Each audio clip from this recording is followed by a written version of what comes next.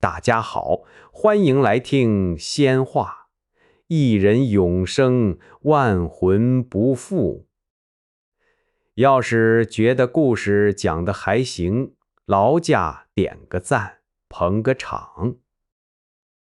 閒話少說，咱們書歸正傳。仙途飛升，萬古寒，香火深處葬群魂。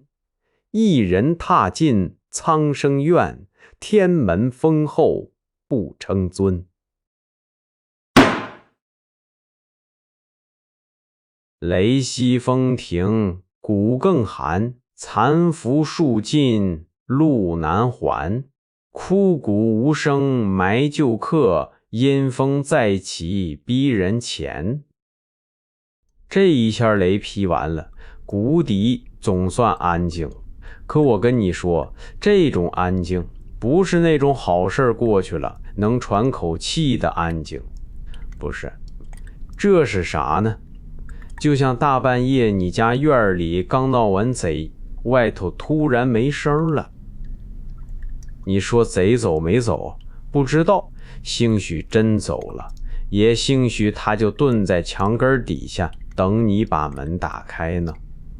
婉靜和宛如當時就是這個感覺，剛才那雷光多猛啊，轟一下子谷底都照白了，黑影退了，風也停了，連那些亂七八糟的鬼氣好像都被雷給劈散了。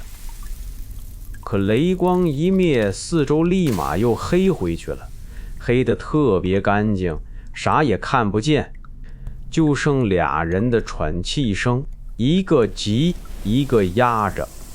宛如這會兒臉色還是白的，但比剛才強點了。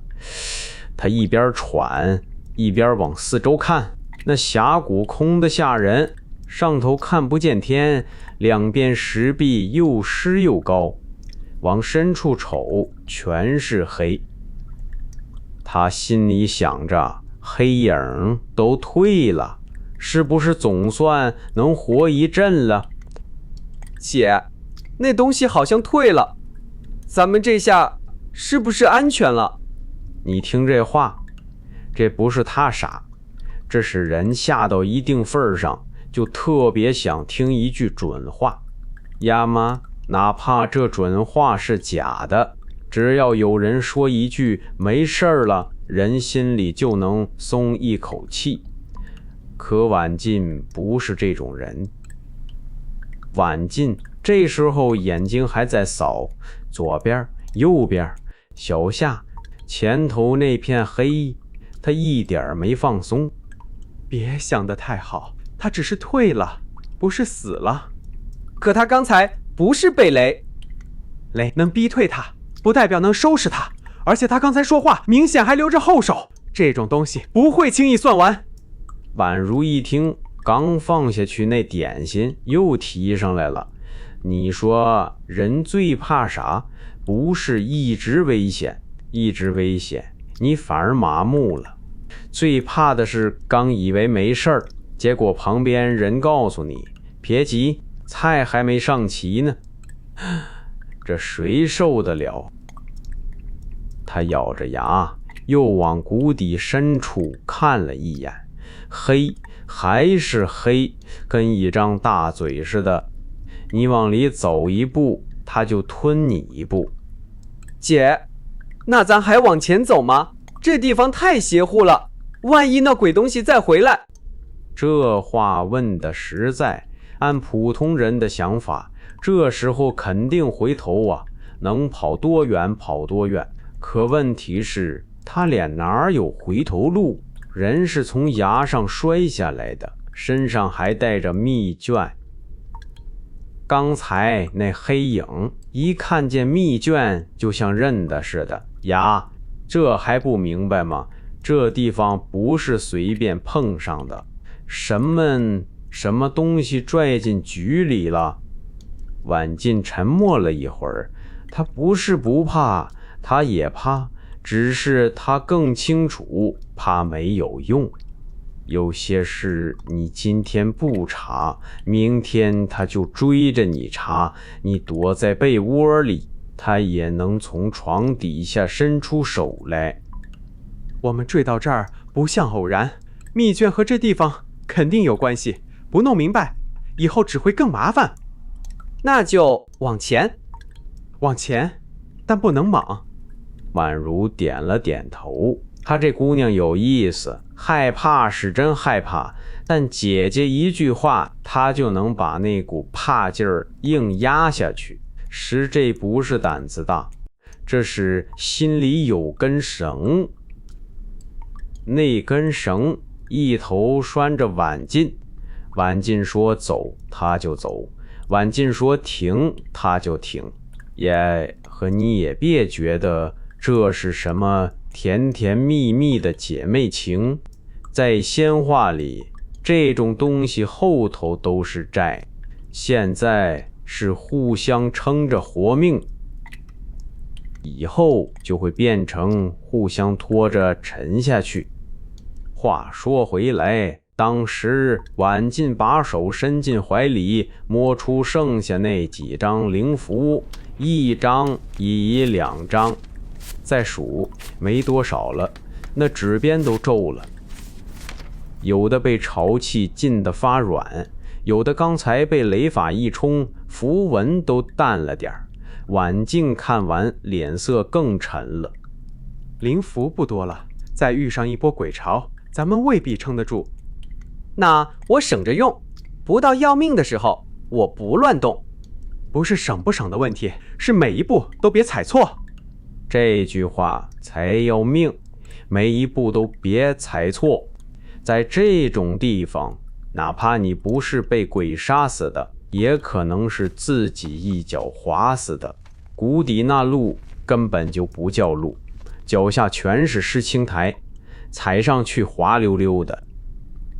你鞋底稍微一偏，整個人就得往旁邊栽，石壁上全是水，一滴一滴往下落，滴到脖子裡，涼得人一激靈，更別說旁邊還時不時能看見骨頭，不是一副兩副，有的靠在石縫裡，有的趴在泥裡，有的半截埋在爛葉子底下，也不知道死多少年了，骨頭上長着青苔，有些地方還粘着黑泥，一眼看過去你就知道這些人不是好好死的，他們是被困死在這兒的，或者是被什麼東西拖死在這兒的。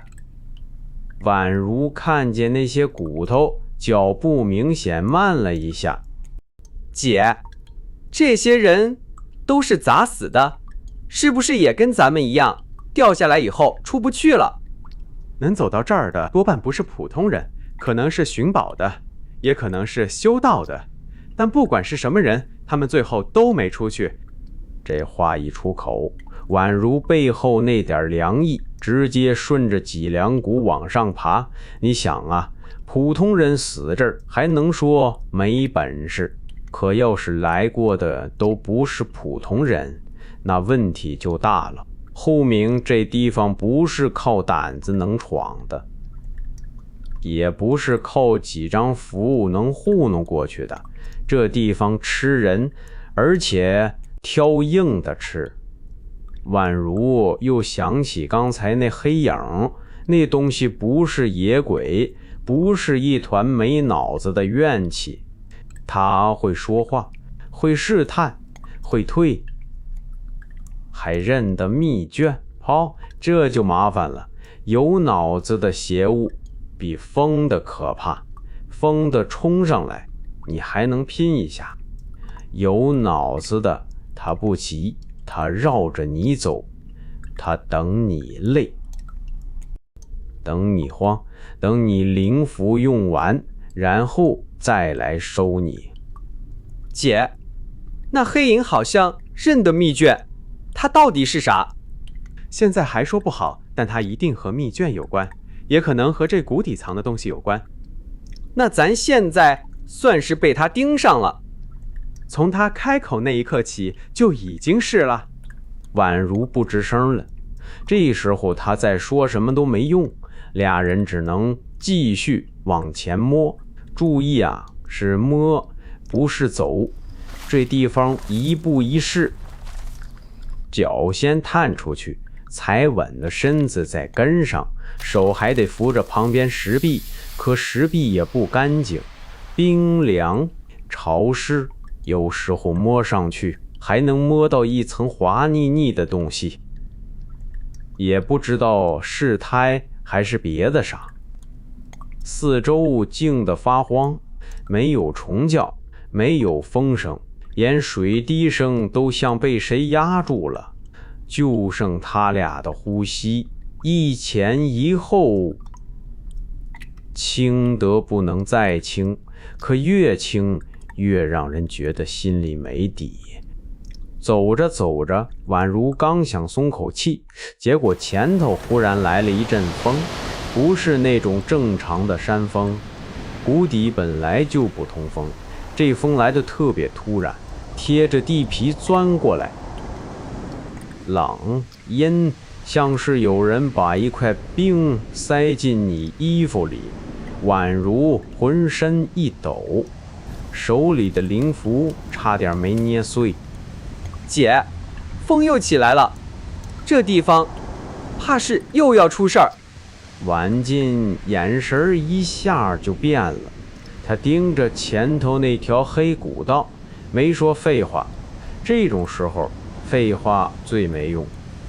他聽風看霧，也看腳下那些青苔的動靜，那陰風沒徹底撲過來，像是在找，像是有個東西在黑暗裡伸着鼻子聞他們，你說嚇不嚇人？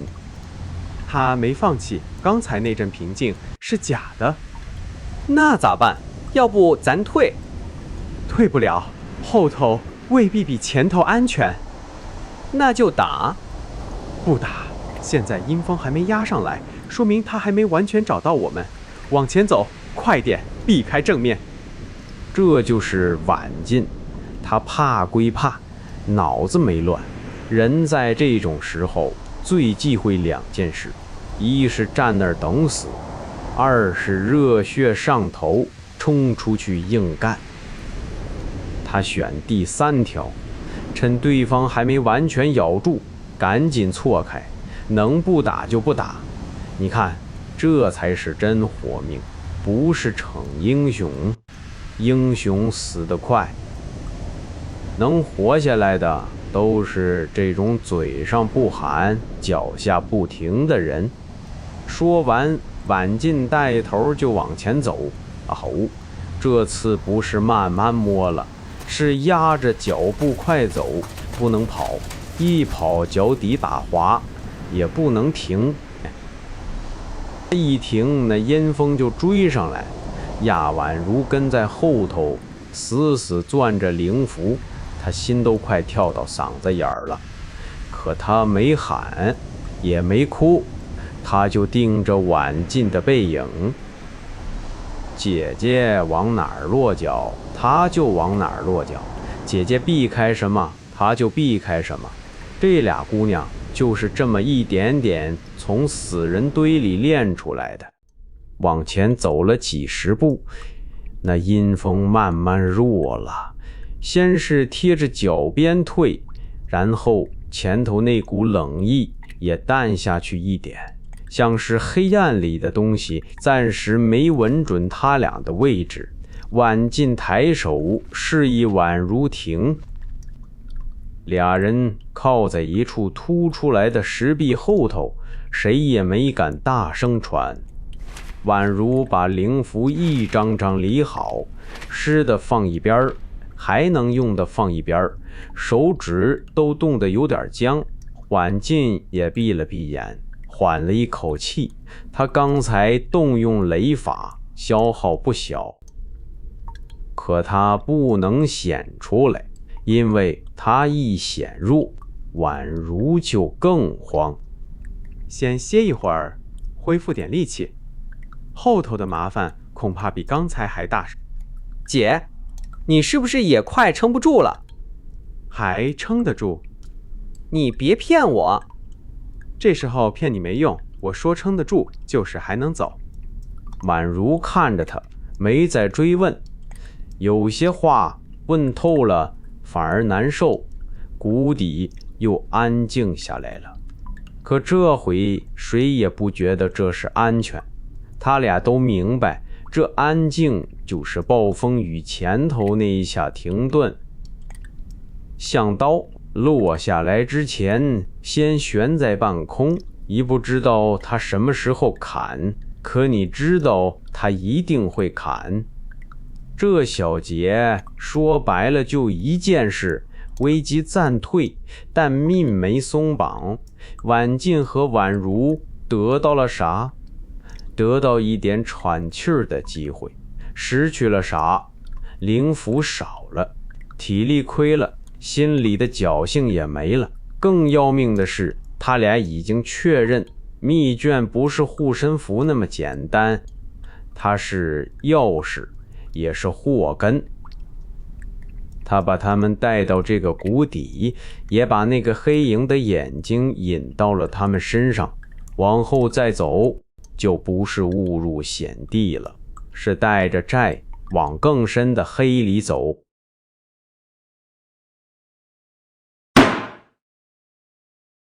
欲知後事如何，且聽下回分解。